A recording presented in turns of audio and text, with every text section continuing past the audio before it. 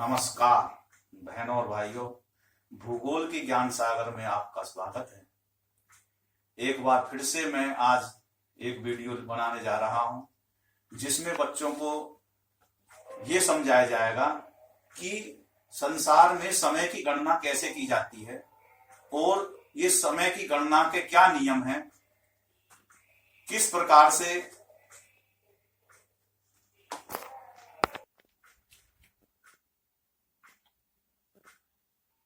तो देखिएगा।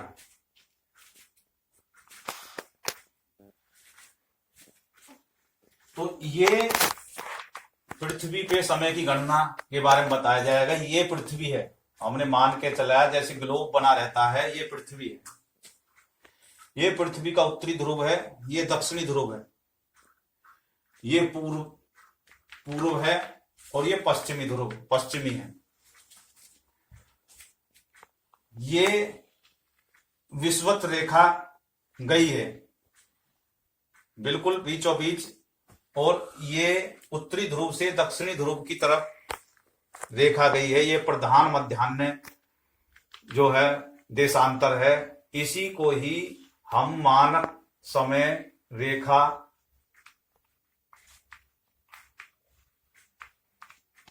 बोलते हैं। कहीं कहीं मुख्य यमनोत्तर भी बोलते हैं, कहीं मुख्य देशांतर भी बोलते हैं इसी रेखा को, क्योंकि यहाँ पे इंग्लैंड का एक ग्रीनिच जो शहर है वो गया था, इसीलिए इस रेखा को ग्रीनिच रेखा भी कहा जाता है। तो इस रेखा के कितने नाम हो गए? ग्रीनविच बोलता है कोई, मानक रेखा कोई, प्रधान देशांतर कोई, मुख्य यमयोत्तर, कोई ग्रीनिच। इस तरीके से इस रेखा के नाम है। ये जो रेखा है ये ही समय का निर्धारण करती है।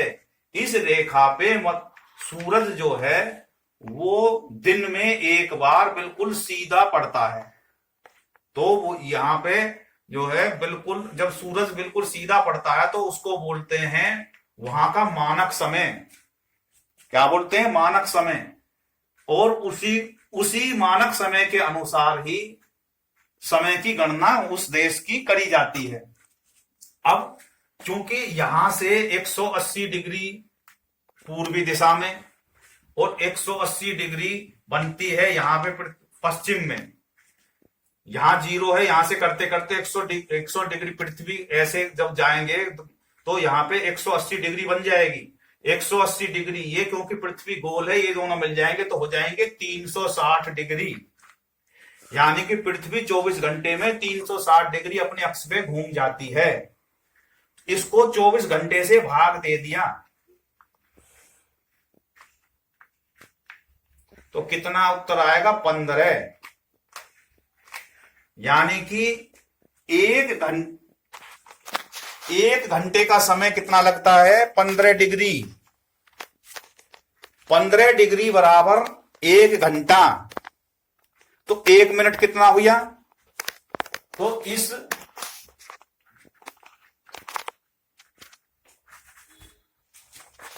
15 डिग्री यानी 1 घंटे में तो 60 मिनट होते हैं।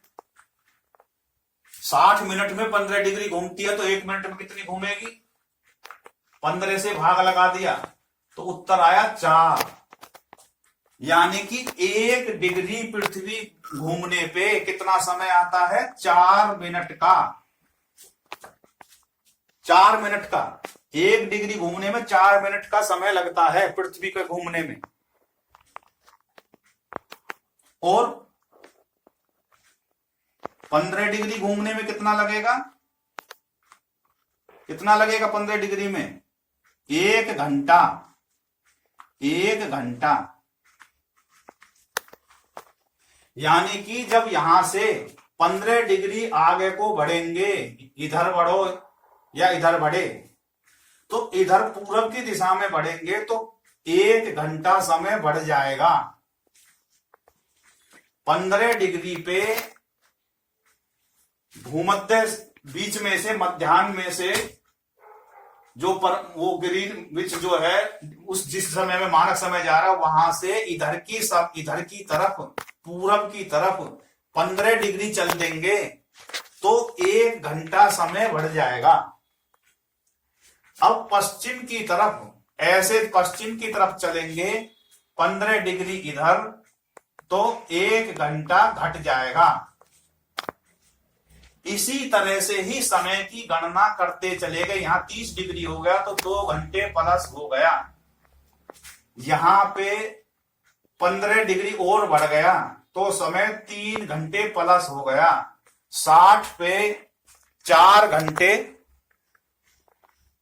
जो है बढ़ गया, प्लस हो गया। ऐसे ऐसे बढ़ते बढ़ते जब 180 डिग्री पे यहां पे पहुंच जाएंगे तो 12 घंटे प्लस हो जाएगा, इधर 12 घंटे माइनस हो जाएगा।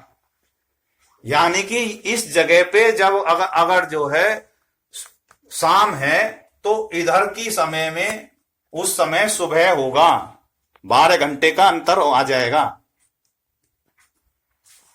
इस तरीके से समय की गणना होती है।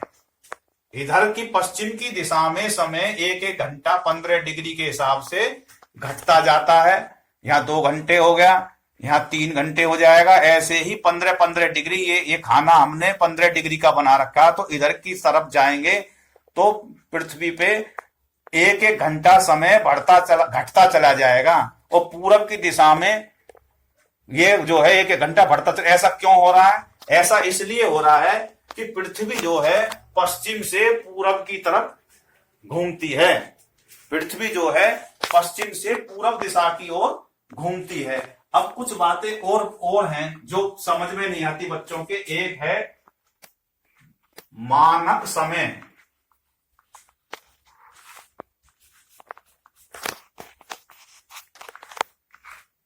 एक है स्थानीय समय।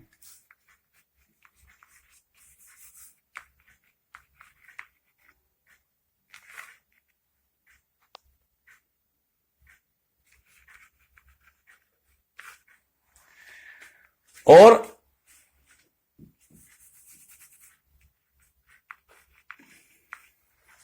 एक है मानक समय होगा, स्थानीय समय होगा। अब ये क्या है? जो मानक समय है वो समय होता है जहां पे पृथ्वी पे सूर्य जो है बिल्कुल उस जगह पे मध्याह्न होता है, दोपहर के 12 बजते हैं, तो वहां पे उस जगह को हम मानक समय का निर्धारण करते हैं पूरे संसार के हिसाब से। तो वो तो हो गया मानक समय। अब ये जरूरी नहीं है कि पूरे संसार में एक ही मानक समय काम कर जाएगा। तो पूरी पृथ्वी को 24 भागों में बांटा गया, तो यानी पूरी पृथ्वी के मानक समय 24 हैं। और अब स्थानीय समय क्या है?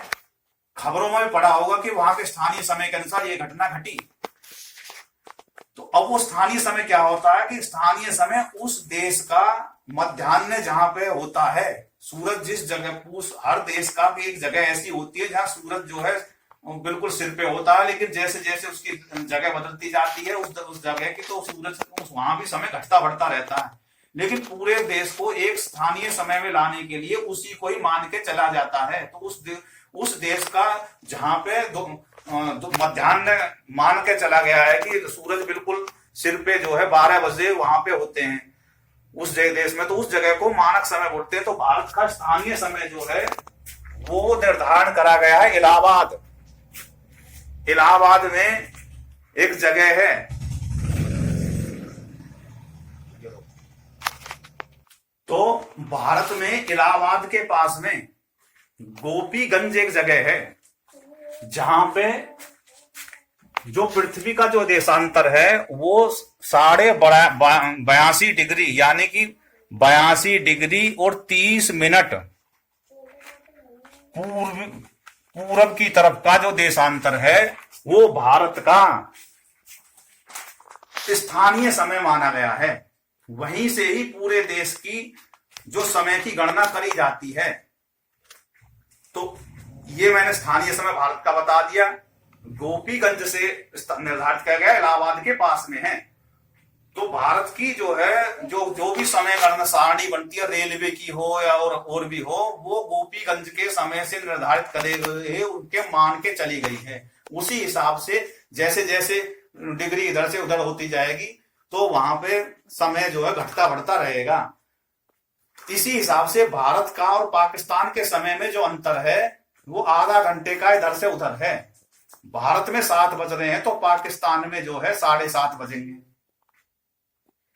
और बांग्लादेश में घटता है। तो ऐसे ही घटते बढ़ते रहते हैं ये समय। तो इस वीडियो में मेरा जो समझाने का मकसद था वो समय की गणना कैसे करी जाती है वो मैं समझा दिया, और मानक समय क्या है, स्थानीय समय क्या है, ग्रीनविच क्या है, ज्यादातर मोटी समय की समय जो कैसे पृथ्वी घूमती है, ये सारी जानकारी मैंने इस वीडियो में दे दी। इस वीडियो को आप तसल्ली से देखेंगे तो सारी बातें समझ में आ जाएगी। तो वीडियो को लाइक करें। किसी को कोई समझ में नहीं आई हो कोई बात तो कमेंट करके भी बता सकते हैं कि भाई ये हमारी बात समझ में नहीं आई। तो आपका बहुत बहुत धन्यवाद। चैनल को लाइक करें, सब्सक्राइब करें। जय हिंद, जय भारत, भारत माता की जय।